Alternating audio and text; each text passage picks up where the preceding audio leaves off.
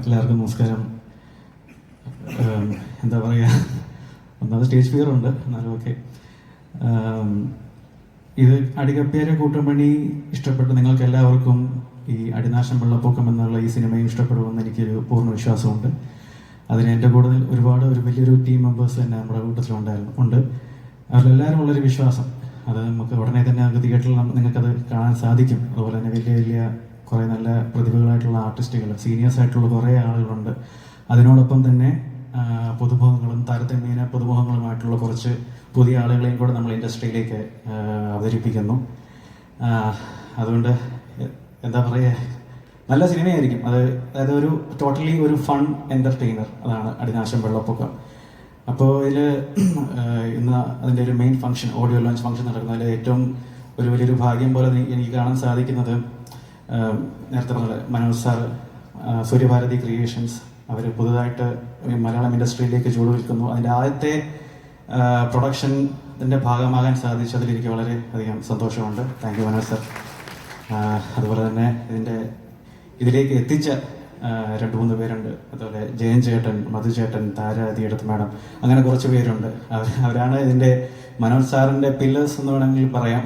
അവരാണ് ഈ സൂര്യഭാരതി ക്രിയേഷൻസ് ആയാലും സാറിൻ്റെ മറ്റ് മേഖലകളിലെല്ലാം സാറിൻ്റെ പൂർണ്ണ പിന്തുണയായിട്ട് നിൽക്കുന്നത്. അവർക്കും എൻ്റെ എല്ലാ നന്ദിയും ഞാൻ അറിയിക്കുന്നു.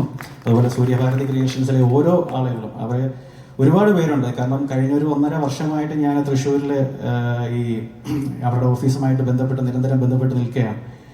അപ്പോൾ അത് എപ്പോൾ ചെന്നാലും വളരെ വെൽക്കമിങ് ആയിട്ടും വളരെ സന്തോഷത്തോടുകൂടിയും ഉള്ള അവരുടെ ഒരു സ്വീകരണം, അത് കാണുമ്പോൾ തന്നെ വളരെ സന്തോഷമാണ്. നമ്മൾ ടെൻഷനായിട്ട് പോകുന്നു, പക്ഷെ അവരുടെ ഒരു സ്വീകരണം കാണുമ്പോൾ തന്നെ നമ്മൾ റിലാക്സ്ഡ് ആവും. അപ്പോൾ സൂര്യഭാരതി ക്രിയേഷൻസിലെയും ഒരുപാട് സ്ഥാപനങ്ങളുണ്ട് അവർക്ക്. അതിലെ ഓരോ മെമ്പേഴ്സിനും എൻ്റെ എല്ലാ നന്ദിയും ഞാൻ അറിയിക്കുന്നു. ഈ സിനിമ അവരുടെയും കൂടെ സിനിമയാണ്. അവരെയും കൂടെ എല്ലാവരും ഒരുമിച്ച് നിന്നുകൊണ്ടാണ് ഈ സിനിമ ഈ ഒരു നിലയിലേക്ക് എത്തിയത്.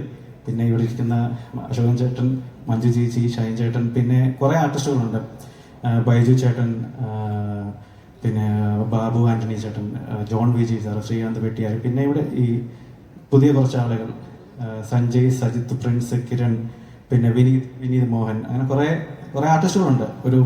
ഒരു ഗ്രൂപ്പ് കോമഡി പിന്നെ എലിസബത്ത് ഹീറോയിൻ ആയിട്ട് നമ്മുടെ ഉണ്ട്. അങ്ങനെ ഒരു ഗ്രൂപ്പ് എൻ്റർടൈനറാണ് പടത്തിൽ. പിന്നെ ഈ പറയുന്ന മെയിൻ ഇവൻറ്റ് ഓഡിയോ ലോഞ്ച്, അത് സുരേഷ് പീറ്റർ സാർ, അതാണ് ഒരു അട്രാക്റ്റീവ് ഒരു പോയിന്റ്.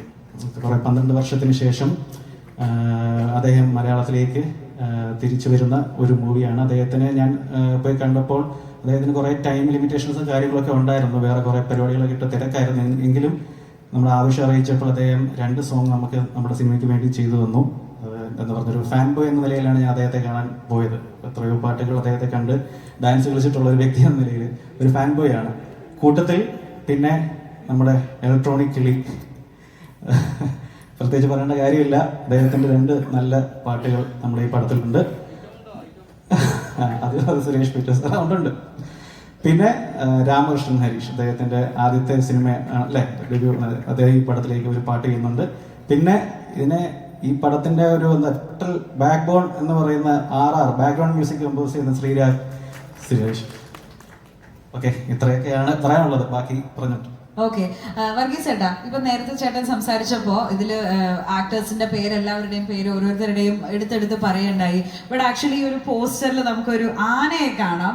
ഈ ആനയ്ക്ക് അടിനാശം വെള്ളപ്പൊക്കത്തിലുള്ള സിഗ്നിഫിക്കൻസിനെ പറ്റി ഒന്ന് പറയാമോ? തീർച്ചയായിട്ടും. അത് ആനയുടെ പേര് പുതുപ്പള്ളി സാധു എന്നാണ് ആനയുടെ പേര്. പേര് പോലെ തന്നെ വളരെ സാധുവായിട്ടുള്ളൊരു ആന.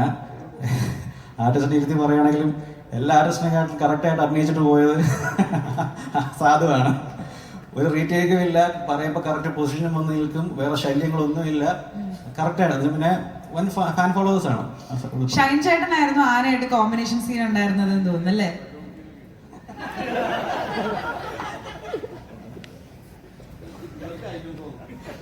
ഓക്കെ, ഞാൻ ഷൈൻ ചേട്ടനെ കുറച്ച് വേദിയിലേക്ക് സ്വാഗതം ചെയ്യുന്നതായിരിക്കും. താങ്ക് യു ഷൈൻ ചേട്ടാ.